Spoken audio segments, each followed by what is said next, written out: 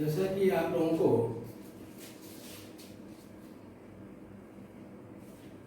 आज से पहले वाले दिवस में मैंने एक पीडीएफ फुटबॉल खेल के संदर्भ में उपलब्ध कराया था और उसमें आपको बताया था कि मैं फुटबॉल ग्राउंड के माप, उसके रेखांकन या ग्राउंड मार्किंग और उससे संबंधित जो उसके रूल्स हैं उसको अगले लेक्चर में आपको प्रोवाइड कराऊंगा। और मैं उम्मीद करता हूं कि आपने उस पीडीएफ के माध्यम से उसका लाभ लिया होगा और उसको पढ़ने के बाद जो जानकारियां आपको प्राप्त हुई होंगी उसके अकॉर्डिंगली हम इस क्लास को आगे बढ़ाते हैं और ग्राउंड मार्किंग कैसे की जाती है और खेल के रूल्स क्या होते हैं जिसके अकॉर्डिंगली हम प्ले करते हैं। जैसा कि आपको पीडीएफ मैंने डाल रखा है, उस पीडीएफ में मैंने कि हमारे लैपटॉप पे दिख रहा है यही चैप्टर मैंने और यही मैटर आपको उपलब्ध कराया है कि स्कूल स्तर पे जो फुटबॉल खेले जाते हैं या कॉलेज स्तर पे जो खेले जाते हैं, जोन स्तर पे, जिला स्तर पे, अंतर जिला स्तर पे, अंतरराज्यीय या नेशनल स्कूल खेल यानी स्पोर्ट्स अथॉरिटी ऑफ इंडिया या SGFI school games federation of the India, इनके अकॉर्डिंगली जो प्रतियोगिताएं कराई जाती हैं उनके लिए रूल्स क्या होते हैं, उनके लिए ग्राउंड का रेखांकन क्या होता है, वह जानना आपको बहुत ही जरूरी है। फुटबॉल के ग्राउंड का रेखांकन प्रत्येक विद्यार्थी को इसलिए भी जानना जरूरी होता है कि कितने की माप में, कितने लंबे और चौड़े ग्राउंड में क्या क्या उसमें मेथड्स अप्लाई होते हैं जिनका हम खेल के दौरान एक दिशा निर्देश के, रेफरी के निर्देश पे क्रियान्वयन करते हैं। तो उसी पे आपको फोकस कराते हुए मैं बताता हूं कि फुटबॉल ग्राउंड में अगर हमको उसका रेखांकन करना हो, उसकी मार्किंग करनी हो तो कौन से रूल्स अडॉप्ट होते हैं। पहले स्टेप के रूप में हम रूल्स ऑफ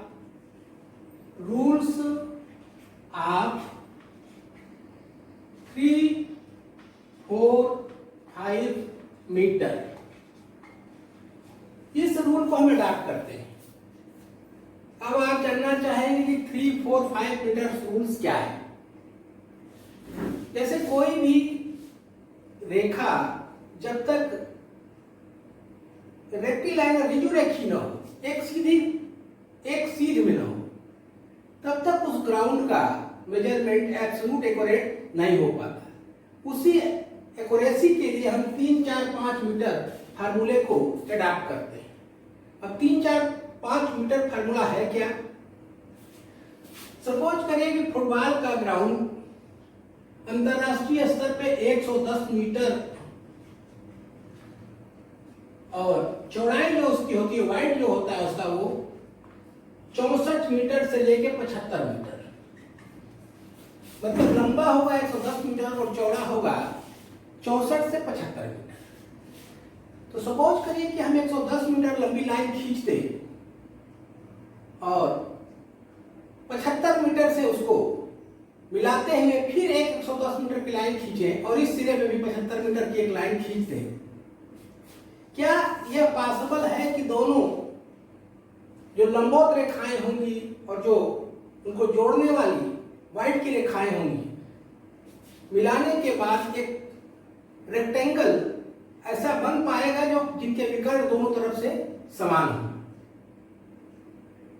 संभव ही नहीं है, हम ऐसा कर ही नहीं सकते। इसलिए हम 3, 4, 5 मीटर रूल्स का प्रयोग करते हैं। उसके लिए सबसे पहले हम क्या करते हैं कि एक आधार लाइन बनाते हैं जो गोल लाइन की तरफ 75 मीटर की एक चौड़ी रेखा ऐसे हम खींच लेते हैं। उसके बाद इस बिंदु पे कोई भी एक एंड बिंदु ले लेते हैं, उस आधार का दोनों तरफ का एंड बिंदु कोई एक ले लेंगे, उसके लंबवत ये 4 मीटर, इधर 3 मीटर। टेप में यहाँ एक पिन लगाते हैं और उसमें 3 मीटर की दूरी भरते हैं और उस 3 मीटर की दूरी से एक चाप यहाँ बनाते हैं। फिर 4 मीटर की दूरी इसमें भरते हैं और फिर एक चाप यहाँ बनाते हैं। फिर इस बिंदु से या इस बिंदु से 5 मीटर की दूरी भरते हैं और इस जो कटान बिंदु है उसको लाके यहाँ इसको यहाँ पिन लगा के या यहाँ पिन लगा के इसको हम ऐसे या ऐसे काट लेते हैं। ये हो गया 3-4 मीटर और ये हो गया 5 मीटर। अब ग्राउंड बड़ा है क्योंकि 120 मीटर, तो 3 का स्क्वायर, 4 का स्क्वायर और 5 का स्क्वायर ऐसे कर लेते हैं। 3 3 के 9 और 4 चौके 3 into 3 means is that 9 meter. 4 into 4 means is that 16 meter. 5 into 5 into 5 into 5 is equal to 25 meters. कहने का तात्पर्य है कि 3, 4, 5 मीटर को अडॉप्ट करते हुए हम टेप की दूरी को बड़ा कर लेते हैं। 3 मीटर हमने दिखाया फॉर एग्जाम्पल, इसको हम 9 मीटर तक ले सकते हैं। 3 into 3 is equal to 9, तो इसको हम 9 मीटर पे ले लेंगे। 4 into 4 ये हो जाएगा आपका 16 मीटर, ये हो जाएगा आपका 25 मीटर।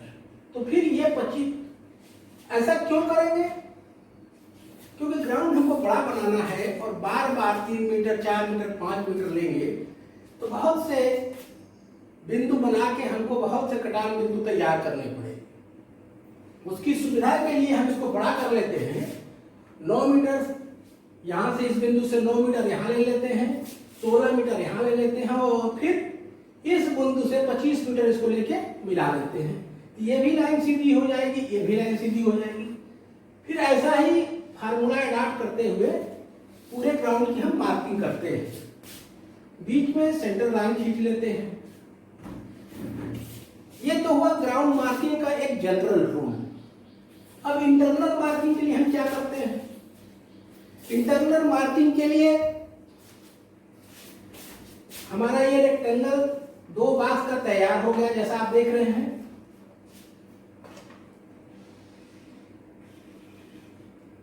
अगर ये 110 मीटर है, ये टोटल दूरी आपकी हो गई 110 मीटर।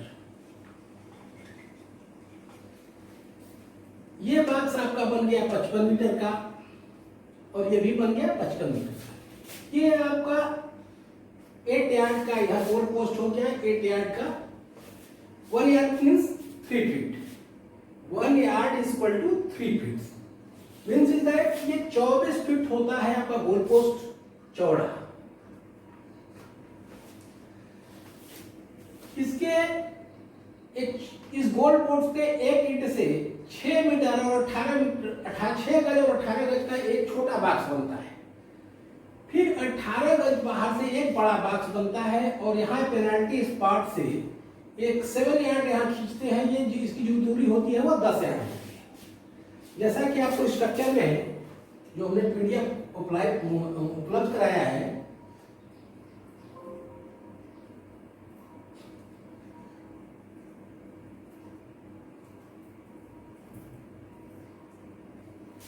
उसमें आपको दिखाई दे रहा है कि फुटबॉल के मैदान का आकार क्या है। उस आकार के आधार पे 100 मीटर का ग्राउंड हो या 110 मीटर का ग्राउंड हो, हम ग्राउंड को 2 पार्ट में बांट लेते हैं और बांटने के बाद उसका आउटलेट इस फार्मूले के द्वारा तैयार करते हैं। ये पूरी तैयारी जब मुकम्मल हो जाती है तो फिर इंटरनल ग्राउंड की मार्किंग शुरू होती है। जैसा कि हम बताएं 18 गज 44 गज का एक बड़ा बॉक्स, 6 गज 18 गज का एक छोटा बॉक्स, जैसा कि आपके पीडीएफ में उपलब्ध है, उसको आप देखेंगे।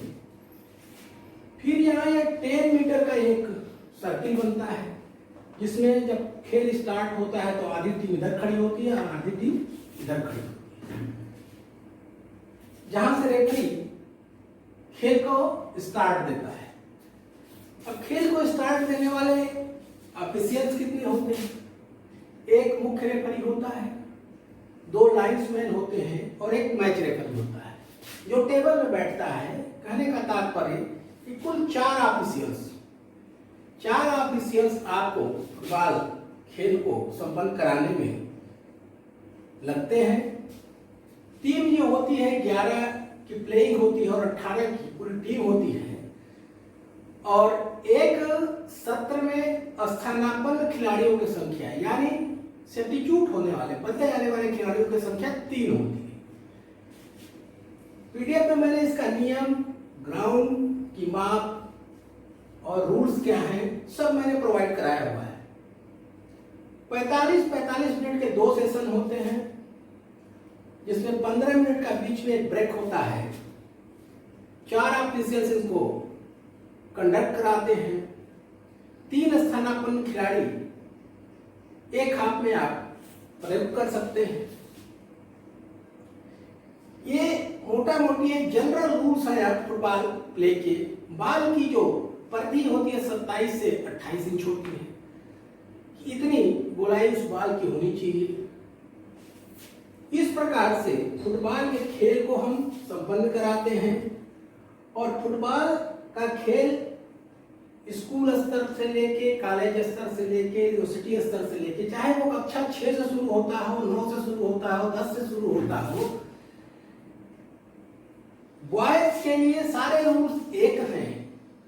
गर्ल्स के लिए टाइमिंग में थोड़ा सा अंतर हो जाता है, वो 40 मिनट का हो जाता है टाइम पीरियड, जो 45 का एक हाफ होता है वो 40 का हो जाता है। केवल इतना ही अंतर है।